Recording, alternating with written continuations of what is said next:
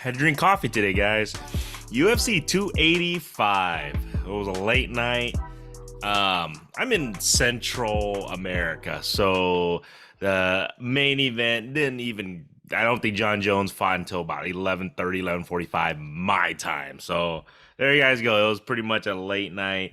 It was one of the best UFC, I guess you can say, lineup cards in quite some time. It was super entertaining. If you're not a huge fight fan or MMA fan, last night would have been a good introduction. There was a lot of action, lots of submissions, and actually the three final fights were all submissions. So it was really cool to kind of see. And this is the fucking reason why don't follow me on my bets, because of parlay. I actually got 2 out of 3 right, but the thing is I parlayed it, so I fucking lost. And that's the thing about parlay. It's a sucker's bet, guys. Parlay betting is sucker's bets, straight bets. I actually would have ended up winning if I wouldn't have. I did a straight bet at the very end and won just a little bit because I did take John Jones at the very end because I just figured my parlay bets, I was going to hedge my bet and take on it. But the thing was, I just, once I lost my parlay, I just went for straight bets at the end. So there you guys go. So anyways, we'll talk about it. Real quick, who I actually picked Rakhmonov. So Shavkat, and that was a great fight. That was one of the most entertaining fights because I think he fought Jeff Neal, really tough guy. There was really a lot of bombs being thrown in that fight. It was really good boxing and everything, and you can just see that Jeff Neal has an amazing skill set in regards to boxing.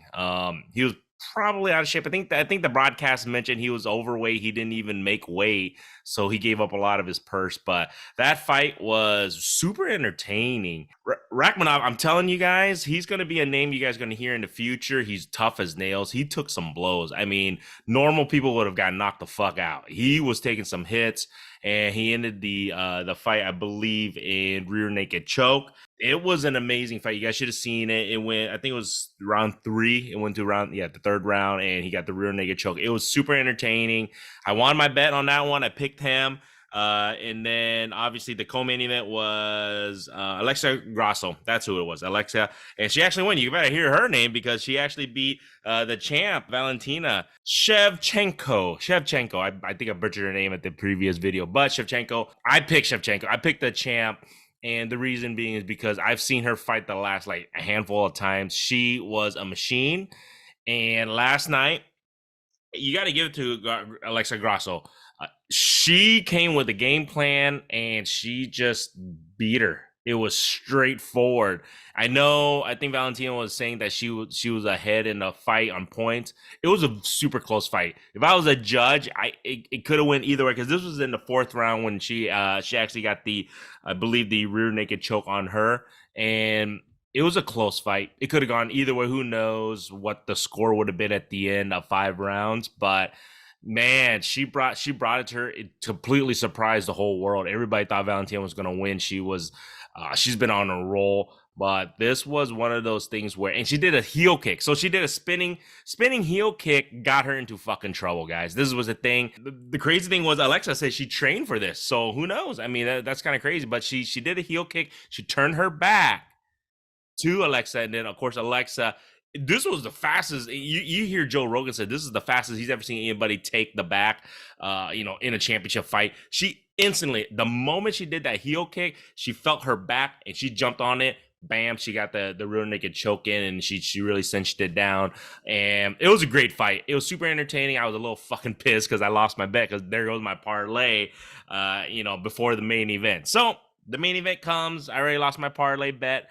So I decided, you know what? I put a little bit on Jones down to try to win a little bit back on my money. And lo and behold, John Jones won. Now, this was a quick fight. This was John Jones going up into a heavyweight, fighting a very, very, very tough opponent in Ghani.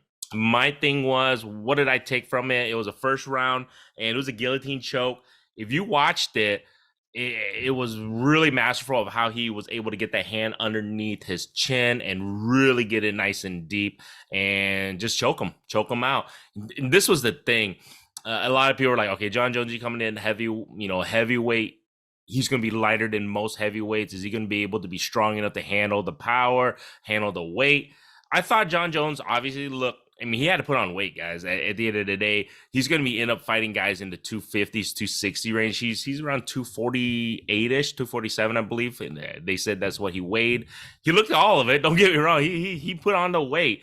How is he going to handle a guy in the 250s, 260s coming up? Who knows? Stipe, he called out Stipe at the end of this fight. We shall see. I didn't really get to see his stand-up game against a true heavyweight because, he took him down pretty quick in the first round, and he pretty much out-wrestled him. And then, like I just said, he got the guillotine choke, and it was a good fight. It was just, a lot of people, this is the thing to fight fans, or non-fight fans, if you're just a casual, you're just like, what the hell, that's it? I paid all my money and that shit was over just like that? I mean, it happens. This is the fight game, guys. Sometimes if that guy makes a wrong or the girl makes a wrong move, it's instant over. And these guys capitalize on it. This is how good these guys are. And this is how good Jon Jones is. He capitalized on it. I want to see him, obviously, fight Stipe.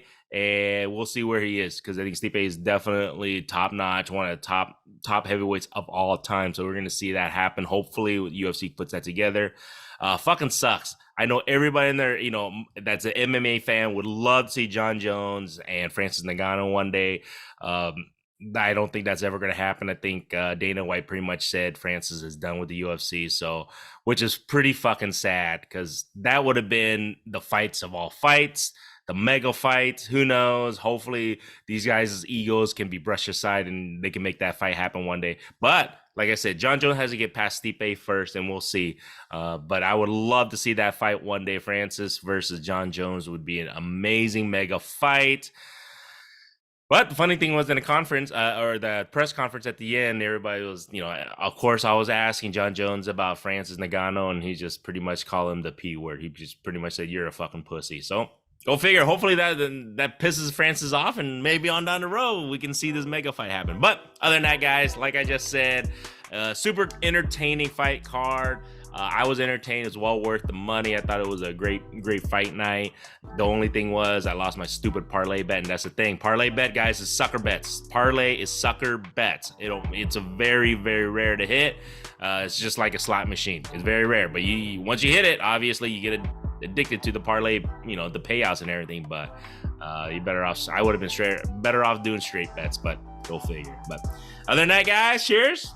You like this shit? Subscribe.